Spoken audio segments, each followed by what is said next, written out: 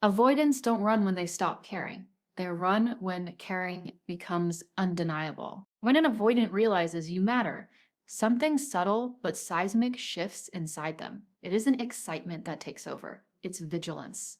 Their nervous system doesn't interpret closeness as safety or romance. It interprets it as risk. Care equals exposure. It means someone now has access to their inner world, the ability to disappoint them, to want more from them, to notice when they pull away. And for someone who learned early that emotional self-containment was the only way to survive, that level of closeness doesn't feel intimate. It feels invasive. Love doesn't arrive as warmth. It arrives as a threat to the structure they built to stay functional. They begin scanning for danger, not in you, but in themselves. How much they feel, how much you see, how much they might lose if this continues. Because caring means the illusion of independence starts to crack. It means they can't pretend anymore that they don't need, don't attach, don't feel deeply.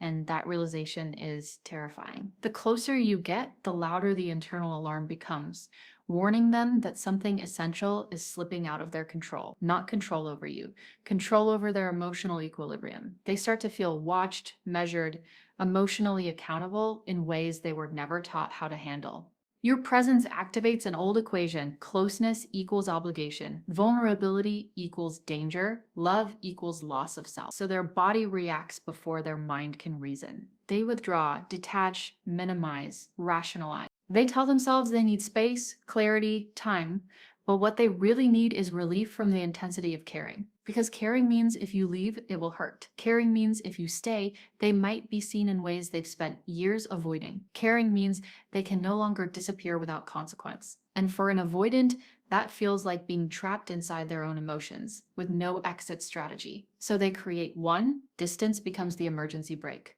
Silence becomes self-protection. Running becomes regulation. They aren't choosing to abandon you. They're choosing to quiet the panic that says, if this matters, I could lose myself. The tragedy is that the very thing they're running from is proof of connection.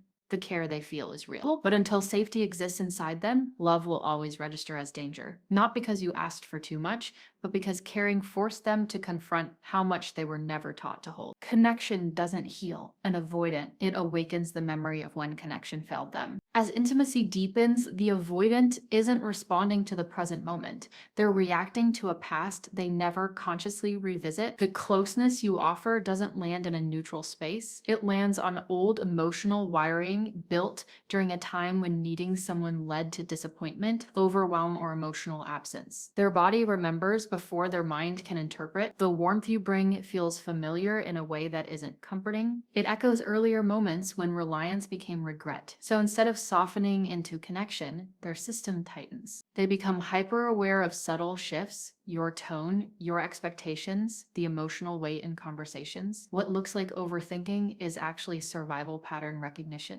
Their nervous system learned long ago that closeness came with conditions, pressure, or abandonment. So now it scans for the same outcome even when none exists. Intimacy doesn't feel like growth. It feels like the prelude to loss. And because those early lessons were absorbed during vulnerability, logic can't override them. You can be consistent, gentle, patient, and still trigger withdrawal simply by staying close.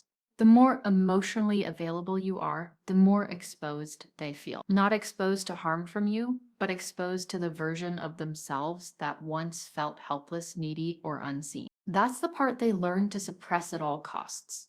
So when intimacy threatens to reawaken it, they instinctively pull away. They create emotional distance, not because they don't value you, but because closeness threatens to dismantle the armor that kept them functioning. This is why avoidants often become colder precisely when things are going well. Safety doesn't calm their system, it destabilizes it. It challenges the belief that they must manage alone. And that belief is foundational. Without it, they fear they won't know who they are. So they revert to what once worked: detachment, self-reliance, emotional minimization. They tell themselves they're better alone, more focused, less stressed, and in the short term, they're right. Distance reduces the internal noise, but it also cuts them off from the present reality that this connection is not the one that hurt them. Still, their body doesn't know that yet. It only knows that intimacy once cost them something they never want to lose again. So they choose space over repair, silence over reassurance, control over closeness. And what looks like emotional unavailability is actually a nervous system doing exactly what it learned to do to survive, even when survival is no longer the goal and connection. The person an avoidant cares about most is the one who sees through the walls they built to stay safe. When an avoidant begins to care deeply, something unsettling happens. They feel seen in ways they never consented to. Not because you're intrusive, but because real connection dissolves the roles they usually hide behind. With you can't stay vague, distant, or emotionally edited. You notice the pauses. You feel the shifts. You sense when something is wrong even when they insist everything is fine. And that awareness turns you into a mirror, one that reflects parts of themselves they've worked hard to keep buried. You don't just see who they are when they're composed, you see who they are when they're conflicted, afraid, unsure. And that reflection is destabilizing because to be mirrored accurately means they can no longer avoid their own inner contradiction. They can't pretend they don't care when their body reacts to your absence. They can't deny their tenderness when it surfaces around you. They can't maintain the illusion of emotional self-sufficiency when you notice how much they withdraw after moments of closeness. Being with you forces self-awareness, and self-awareness without emotional tools feels like exposure, not growth. It feels like standing in front of themselves without armor. The problem isn't that you see them. The problem is that they don't know how to be what you see without feeling weak or dependent. Your presence highlights the gap between who they are and who they believe they're allowed to be. And instead of bridging that gap, they escape it. They start to feel emotionally naked, even during neutral moments. Small gestures, your concern, your consistency, your emotional attunement begin to feel like spotlights, not because you're demanding, but because you're perceptive. And perception removes their hiding places.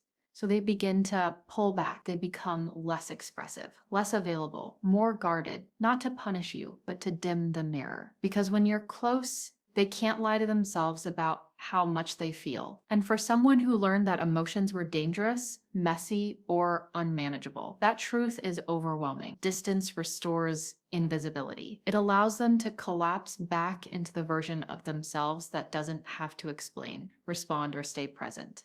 But the cost is high, because in running from the mirror, they're also running from the part of themselves that finally felt real. You weren't asking them to change. You weren't trying to expose them. You were simply present enough to see them. And that presence asked a question they weren't ready to answer. Who am I when I'm no longer hiding? Until they can sit with that reflection without shame or fear, staying will feel more dangerous than leaving. Not because you saw too much, but because they did. Avoidants don't fear commitment. They fear the weight of emotionally mattering to someone. When an avoidant realizes how deeply they care, another pressure quietly enters the room. Responsibility, not the obvious kind.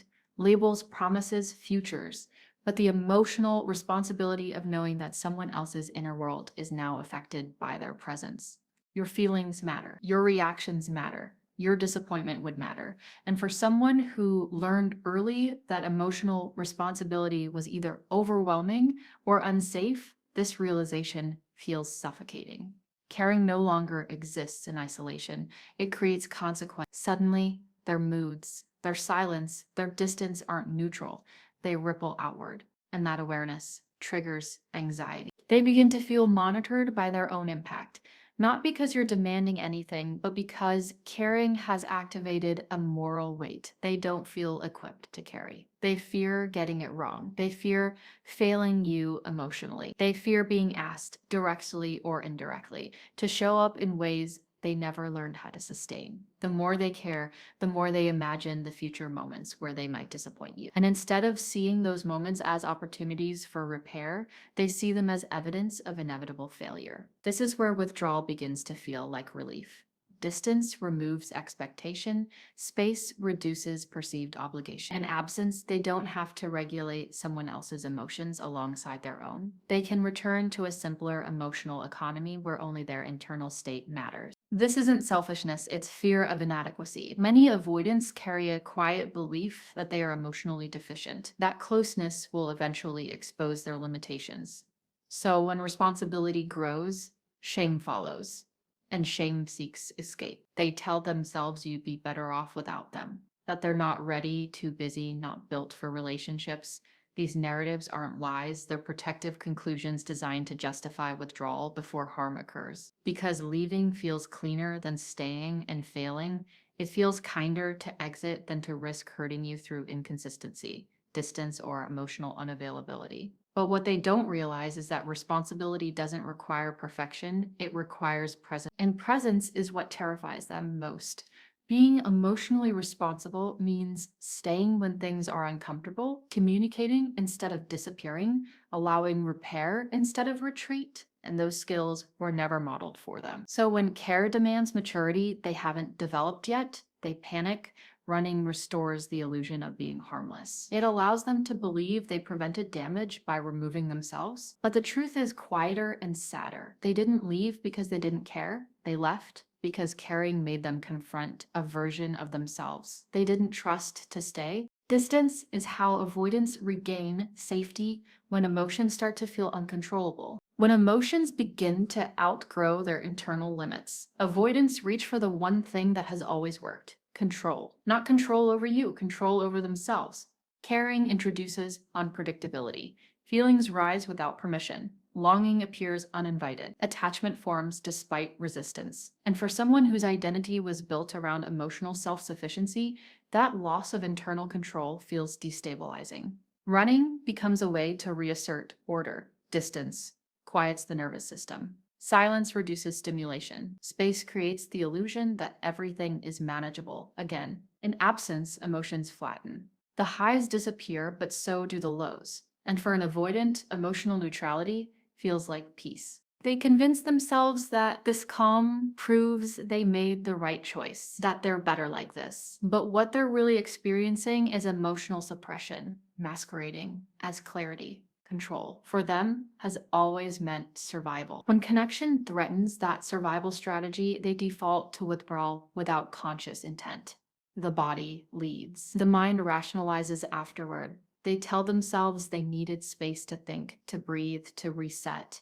And in a sense, they do, but not because the relationship was wrong. Because the intensity of feeling exceeded their tolerance. Running isn't impulsive, it's regulatory. It's how they bring their system back into a familiar range. This is why avoidance can seem calm after leaving, while the other person is left confused and hurting. They've returned to a state they understand, a state where no one needs them emotionally, a state where nothing can demand more than they can give. But this control comes at a cost they don't immediately feel. Distance dulls longing, but it also dulls aliveness. It creates a hollow stability, one that feels safe but disconnected. Over time, the emotions they ran from don't disappear. They go dormant. They wait. And the more often running becomes the solution, the more ingrained the pattern becomes. Control replaces communication. Withdrawal replaces vulnerability. Avoidants begin to believe that love is inherently destabilizing, not because it is, but because they've never experienced it without having to suppress themselves to survive. So they choose the version of control that asks nothing of them. No risk, no exposure, no emotional negotiation, just distance. What they don't see yet is that control achieved through running is temporary. It works in the short term, but erodes connection in the long term. And eventually, even control begins to feel empty. But until they learn how to stay regulated while staying connected, running will always feel like relief, even when it quietly costs them the very connection they cared about most. Avoidants often leave not because they don't care, but because they believe they're the risk. At a certain point, the avoidance internal narrative shifts from fear to justification. The feelings are real now. The attachment is undeniable. And with that realization comes a heavy conclusion. I'm going to hurt them, not intentionally, but inevitably. Many avoidants carry a deeply rooted belief that they are emotionally unreliable, inconsistent, or incapable of sustaining closeness without eventually withdrawing. This belief doesn't come from arrogance, it comes from shame. They've seen the pattern before. They know how they shut down. They know how distance creeps in when emotions intensify. And instead of viewing that pattern as something that can be worked through, they see it as a flaw in who they are. So when they care deeply, Leaving starts to feel like the responsible choice. They convince themselves that exiting early is an act of protection, that it's better to cause short-term pain than long-term damage. This is how avoidance disguises itself as selflessness. They frame the departure as maturity, honesty, or realism. You deserve better. I'm not ready. I don't want to hurt you. And on the surface, these statements sound considerate, but underneath them is fear. Fear of being exposed as inadequate once the relationship demands emotional endurance. They don't trust themselves to stay consistent when things get hard. They don't trust their capacity to meet emotional needs without eventually shutting down, so they remove themselves before they fail the test. What makes this particularly painful is that the care never disappears. It just gets internalized. They carry it quietly, without expression, without repair. Leaving allows them to preserve the image of themselves as someone who didn't cause harm, even if that belief is only half true. Because while they believe they're protecting you from future pain, they're also protecting themselves from confronting their own limitations. Staying would require growth, communication, accountability. Leaving requires only distance, and distance feels safer than development. In their mind, walking away keeps the story intact. That they cared, but circumstances made it impossible. That they were wise enough to leave before things got worse. But the unspoken truth is that they didn't leave because love was wrong. They left because love required them to become someone they weren't yet equipped to be. And until that belief changes, leaving will always feel like mercy, even when it quietly becomes the very wound they were trying to prevent. Avoidants don't process loss in the moment. They process it once they feel safe again. Immediately after leaving, avoidants rarely feel the full weight of what they've done. Distance brings relief. The nervous system settles, the emotional pressure lifts, and that calm convinces them they made the right choice. They interpret the absence of anxiety as clarity, not realizing it's simply the return to emotional numbness they've relied on for years. In this phase, they can sound rational, detached, even certain, but this certainty isn't insight. It's regulation. It's the body exhaling after perceived danger has passed. Only once safety is restored does the truth begin to surface, slowly, quietly, without warning. The memories return first, not dramatic ones, ordinary ones, your voice. Your presence, the way you made space for them without demanding more than they could give. And because there's now distance, these memories don't feel threatening. They don't require response or vulnerability. So the feelings are finally allowed to exist. Regret doesn't arrive as desperation or longing. It arrives as awareness, a delayed recognition of what was lost. This is why avoidants often miss people more intensely after time has passed than immediately after separation. They need emotional safety before they can feel emotional truth. But by the time that truth arrives, they're trapped in a familiar dilemma. Reaching out risks destabilizing the calm they worked so hard to regain. It means reopening vulnerability, uncertainty, accountability. So instead of acting on regret, they sit with it internally. They replay conversations. They reframe moments. They wonder if things could have been different without ever testing the question. The care stays unexpressed. The attachment remains unresolved. And what looks like indifference from the outside is actually emotional processing happening in isolation. This is also why avoidance may romanticize the past. Once enough time has passed, distance makes feeling safer. Nostalgia doesn't ask for presence. Regret doesn't demand repair. They can hold love internally without risking exposure, but that safety comes with loneliness. Because regret without action becomes a quiet ache, one they rarely share. And while the world moves on, they stay tethered to something unfinished. The final cruelty of avoidance isn't that they don't feel, it's that they feel too late in a space where feeling no longer changes the outcome. Avoidants don't run from love. They run from the version of themselves love demands they become. At the core of avoidance isn't a lack of feeling, empathy, or depth. It's a fractured relationship with vulnerability. Loving you would have required presence without retreat, honesty without disappearance, imperfection without shame. It would have required them to stay emotionally available even when their nervous system screamed for escape. And that version of themselves felt unfamiliar, unsafe, and unsustainable. So they chose distance. Not because love wasn't real, but because staying would have forced them to confront patterns they built to survive. Running allowed them to preserve the self they knew, even if it meant losing the connection they wanted. This is the paradox of avoidance. They crave closeness, but only at a distance that doesn't threaten their internal structure. When love asks for more visibility, more consistency, more emotional risk, their system interprets it as danger. And until they learn that vulnerability doesn't equal loss of control, staying will always feel like self-betrayal. The truth most people miss is that you didn't fail to make them feel safe. You made them feel seen, and being seen was the threat. Your presence illuminated the gap between who they were and who they feared they'd have to become.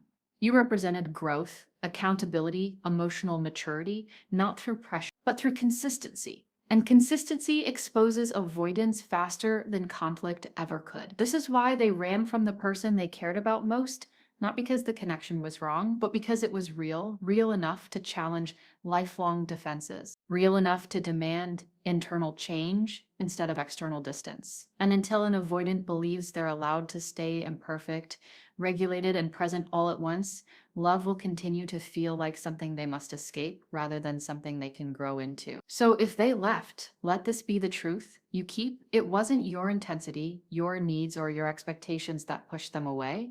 It was the mirror you held up, one that reflected a self they weren't ready to inhabit.